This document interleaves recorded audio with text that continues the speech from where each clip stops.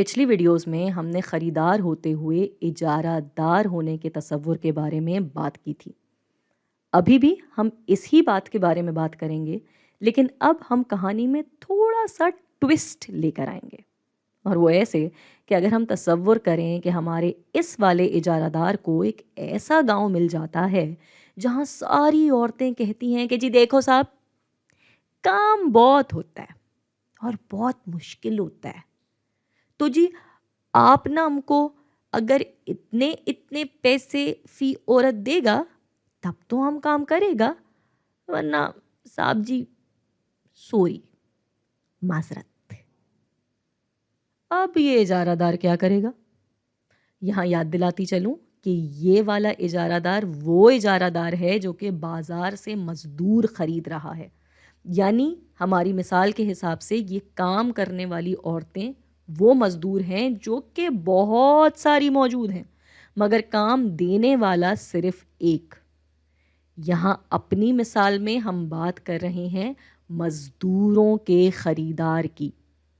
یہاں ہم نے اس طرح کی اجارہ داری کا گراف بنا لیا جس پہ ہم نے پہلے بھی بات کی تھی۔ ادھر ہے اس کا اضافی آمدنی پیداوار کا کرو جو کہ نیچے کو جاتا ہوا بنتا ہے، اور یہ آ گیا فراہمی کا کرو جو کہ خاص اس والے خریدار کے پاس ہوتی ہے کیونکہ صرف وہی مزدوروں کو کام دے رہا ہوتا ہے۔ اب مزدوروں کی تعداد جاننے کے لیے ہمیں کیا ڈھونڈنا ہوگا؟ بالکل ٹھیک، لاگت، یعنی اضافی لاگت عنصر، تاکہ لاگت اور آمدنی کے توازن سے مزدوروں کی تعداد کا اندازہ لگایا جا سکے۔ ہم نے پچھلی ویڈیو میں بات کی تھی کہ جیسے جیسے مزدور بڑھیں گے ہمیں ان کی اجرت بھی بڑھانی ہوگی، جس کی وجہ سے لاگت دگنی ہو جائے گی مزدوروں کی تعداد سے، تو اضافی لاگت عنصر کا کرو اس فراہمی کے کرو سے دگنی رفتار میں اوپر کو جائے گا اور کچھ ایسا بنے گا، اور پھر مزدوروں کی اتنی تعداد یہ کاروبار کام پہ رکھے گا، کیونکہ یہاں پہ آمدنی اور لاگت کی آپس میں ٹکر ہو گئی ہے یا توازن مل گیا ہے۔ مگر اب اجرت کیا دیں گے؟ ہم نے پچھلی ویڈیو میں بات کی تھی کہ اس طرح کے بازار میں ہم فراہمی کے کرو کو دیکھتے ہوئے اندازہ کر لیتے ہیں کہ اتنے مزدور اس اجرت میں آنے کو تیار ہیں اور ہم اتنے پہ ہی ان کو کام پہ رکھیں گے، یعنی یہاں پہ۔ یہ تو تھی ایسی اجارہ داری کی عام صورتحال۔ اب ہمارے ٹوسٹ کے حساب سے تو یہاں مزدوروں نے شرط لگا دی ہے کہ وہ صرف ایک خاص اجرت پہ ہی کام کریں گے ورنہ نہیں کریں گے۔ مثال کے طور پہ وہ اپنی اجرت یہاں پہ رکھتے ہیں جو کہ زیادہ ہے عام صورتحال والی اجرت سے، اجرت مزدور۔ اب ہمارا اضافی لاگت عنصر کا کرو کیسا ہوگا اور کتنے مزدور کام پہ رکھنے چاہیے؟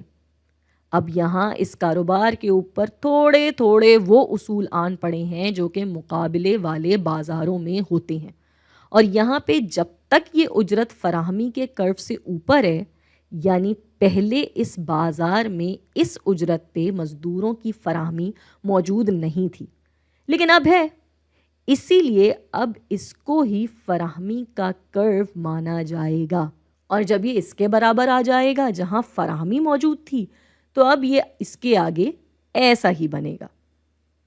اب ہمارا نیا اضافی لاگت عنصر کا کرو کہاں ہوگا؟ ہم نے کہا تھا کہ وہ فراہمی کے کرو سے دگنی رفتار میں اوپر کو جاتا ہے، مگر یہاں تو فراہمی ہی ایک چپٹی لکیر ہے تو یہ بھی ایسا ہی بنے گا، مگر جیسے ہی فراہمی کا کرو اپنی پرانی حالت میں واپس آئے گا یہ بھی چھلانگ مار کر اپنی پرانی حالت میں واپس آ جائے گا۔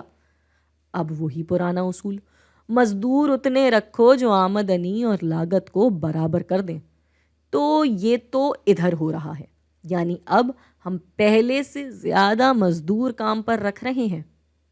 ویسے یہ تھوڑا غیر متوقع ہے، کیونکہ عام سوچ میں تو اگر کہا جائے کہ مزدور نے پیسہ بڑھا دیا ہے تو لگتا ہے کہ اب تو ہم کم مزدور کام پہ رکھیں گے، مگر ادھر کم از کم کتابی نظریے سے تو الٹ ہو رہا ہے۔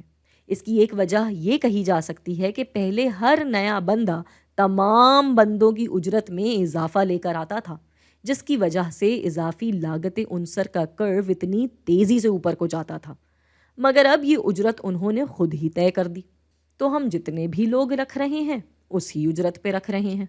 मगर ये उजरत रखने वालों को सोच समझ कर इसका फैसला करना चाहिए, क्योंकि मसाइल भी हो सकते हैं।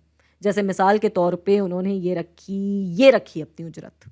अब ऐसे में तो फराहमी और साथ साथ इजाफी लागत उनसर यहाँ आ गई, इधर टकराई इजाफी आमदनी पैदावार से, और अब बस सिर्फ इतने ही मजदूर काम पे रखे जा सकते हैं।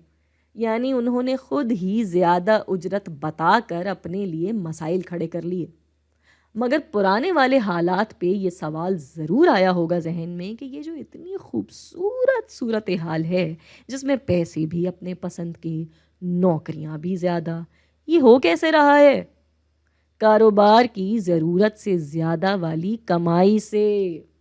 यानी पहले जो इसका मुनाफा था वो सब का सब कारोबार के पास आ जाने के बजाय उसका कुछ हिस्सा बट कर आ रहा है मजदूरों के पास।